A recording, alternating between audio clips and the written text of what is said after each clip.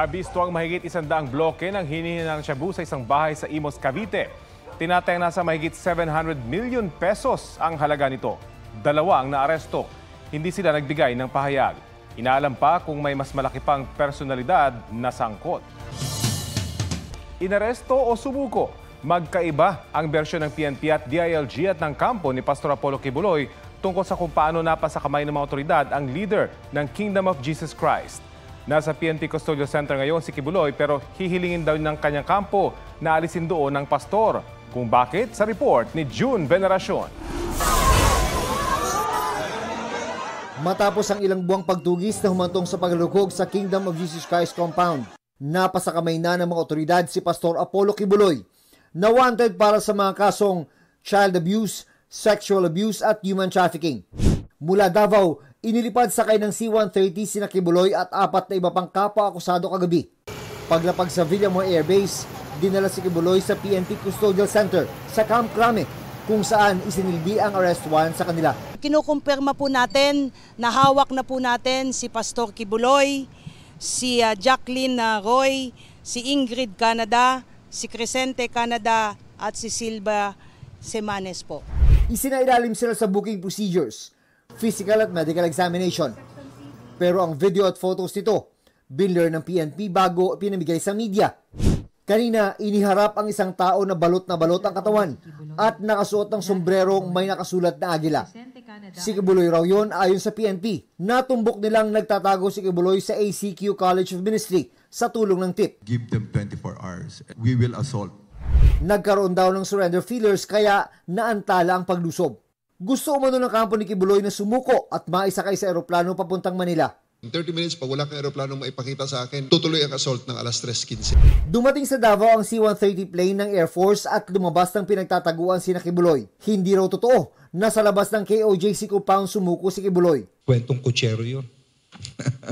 Alam niyo kung bakit? Nasa labas ka na, tumakas ka na. Naahuli siya doon mismo sa loob. Hindi siya lilitaw kung hindi namin hinabol ng husto. Napilitan siyang lumabas dahil malapit na ang pulis sa kanya. Git naman ang abogado ni Kibuloy, hindi inaresto si Kibuloy. Sumuko raw siya dahil naawa na umano sa mga miyembro ng KOJC. An arrest is only made when there is an actual restraint of the person to be arrested. In this case, there was no actual restraint. Hindi raw sa KOJC compound nagtago si Kibuloy. Bumalik lang daw siya sa KOJC compound para makipagpulong sa KOJC leaders at doon na rin sumuko. He told me na sa bundok ng Davao City. I was not able to verify from him. Masyadong mabilis ang mga pangyayari. Wala rin daw silang natanggap na 24 oras na ultimatum mula sa PNP. Plano raw nilang hiningin sa korte na alisin sa PNP custodial facility si Kibuloy dahil bukod sa 74 years old na at meron daw health conditions. Para na rin daw ito sa kanyang seguridad. Ang Department of National Defense naman, tututulan daw ang anumang motion na ilipat si Kibuloy sa kustodiya ng AFP. June Veneracion nagbabalita para sa GMA Integrated News. Ibinalik na raw sa mga korte ang arrest warrant para kay Pastor Apollo Kibuloy at sa kanyang kapwa-akusado. Ayon yan kay DILG Secretary Benner Abalos na nagsabi ring hindi na dinala sa mga korte si Kibuloy. Kinumpirma naman ito ng isang clerk ng Pasig Regional Trial Court 159. Ayon naman sa abogado ni alias Amanda, ang minor de edad na dinala umano mula Pasig papuntang Davao City na pinagsamantalahan umano ni Kibuloy. Natutuwa raw ang kanyang kliyente na hawak na ng mga otoridad ang religious leader bagamat nakatatanggap pa rin siya ng online harassment. Naghahanda na raw sila sa pagharap kina Kibuloy sa korte. Napikon na ang ilang senador sa tipid ng pagsagot ni Alice Go sa pagdinig kanina. Gate ni Go, may banta sa kanyang buhay kaya hindi niya masagot ang mga tanong. Kinwestiyon naman ng isang senador ang paghahain ng kaso laban kay Go sa korte sa Tarlac. May report si Sandra Aguinaldo. Unang tanong pa lang tungkol sa kanyang pagkatao, umiilag na si dating Mayor Alice Go. So, are you Guo Huaping? Madam Chair, may mga kaso na po na final po sa akin po sa court, kaya hindi ko po siya masagot po sa inyo ngayon. The Senate has a right to know. Sino bang kausap namin? Madam Chair, ako po si Alice Go. Maging sa kung paano siya nakapuslit palabas ng bansa dahil umano sa banta sa kanyang buhay. At least alam mo siguro sino nag-facilitate para makasakay kayo sa yate na yon. Okay lang po ba na hindi ko po siya i-discuss sa inyo po? No, it is not okay, Miss Alice. Natatakot po ako, hindi ko po masabi. No. Isinulat kalaunan ni Go ang nag-facilitate para makatakas siya, kapatid na si Wesley at si Sheila Go.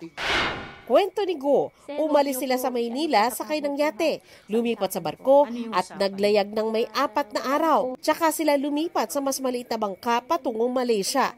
Nung nakasakay na po kami sa malaking barko, sa totoo lang, kung pwede lang atras na rin ako nun. Gusto ko na pong umuwi, gusto ko na bumalik. So, ba't hindi mo ginawa? Yung nga po nagkamali din po ako talaga dun. Lalong uminit ang ulo ng mga senador nang tanungin tungkol sa mga natatanggap umano niyang banta sa buhay. Gustong-gusto ko po talaga i-discuss. Gusto mo pala, sabihin mo sa amin. Nakakapikong ka na, ha?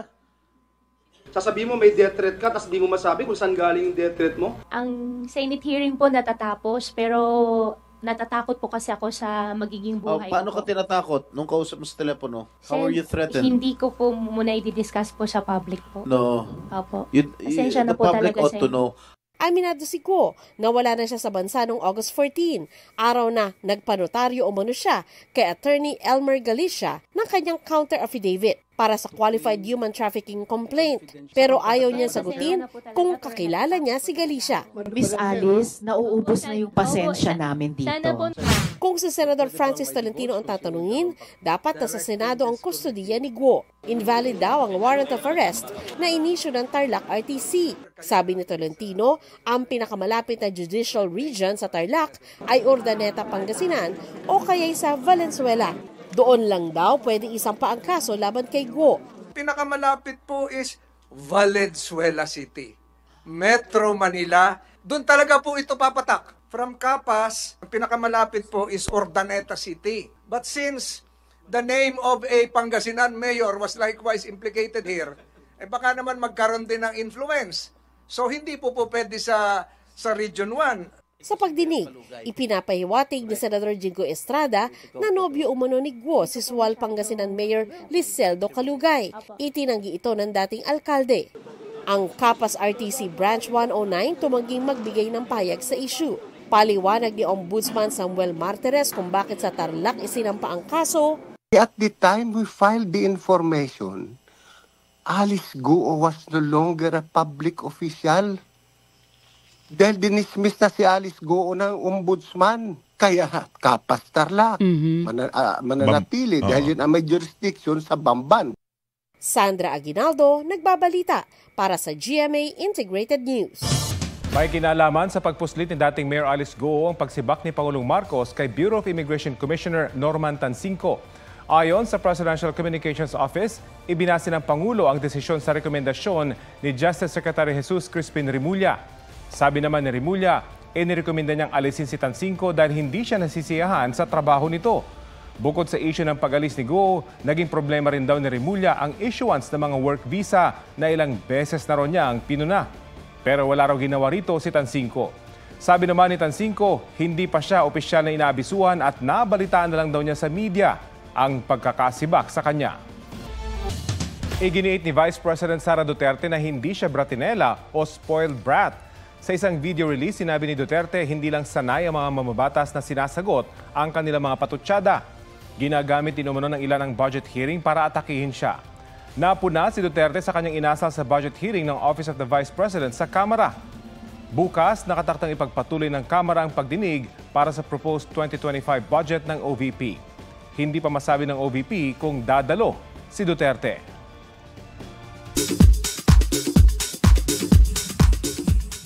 Kaylin Alcantara, Kobe Paras at Michelle D. rumampa sa New York Fashion Week. SB19 Pablo, inilabas na ang tracklist ng kanyang album na Alon. Busy rin sa paghahanda na mag-coach sa The Voice Kids Philippines. Maroon 5, balik concert sa Manila sa January 2025. Aubrey Carampel nagbabalita para sa GMA Integrated News. Hindi raw muna dapat bigyan ng smartphone ng mga bata na 11 years old pababa. Ang opinyon ng mga magulang at ng eksperto sa report ni Katrina Son. Ang 3 taong gulang at 4 na taong gulang na anak ni Ana Enriquez, pareho na raw marunong gumamit ng smartphone. Doon sila natuto ng mga colors, ng mga shapes, parts of the body, pati English. Sinisiguro naman daw niyang 1 oras lang silang gumagamit ng smartphone araw-araw. Si Angela Abad, pinapayagan lang gumamit ng smartphone ang mga anak kapag nasa high school na. Kaya ang kanyang 6-year-old na nasa grade 1, bawal pa gumamit ng smartphone. Kasi sa cellphone maraming mga kalokohan, kaya bawal muna ang cellphone o makapag-aral sila ng mabuti. Ang pinakamalaking mobile network operator sa United Kingdom nagpaalala sa mga magulang, ang mga anak na edad 11 pababa, huwag daw munang bigyan ng smartphone. Hati ang opinyon dito ng ilang nanay. Hindi na mautusan, panay cellphone, tamad na mag-aral. Okay lang naman siya mga 2 years old and above. Kasi hindi ko naman siya tinuturuan mag-English. Natututo siya mag-English. Paliwanag ng isang developmental and behavioral pediatrician. Actually, ang edad ng paggamit ng cellphone ay wala namang universal na agreed upon age. Okay? So, pero maraming factors tayong kinoconsider, and yung latest na guidelines according sa American Academy of Pediatrics, pag less than 2 years old po, talagang bawal, as in 0 screen time ang.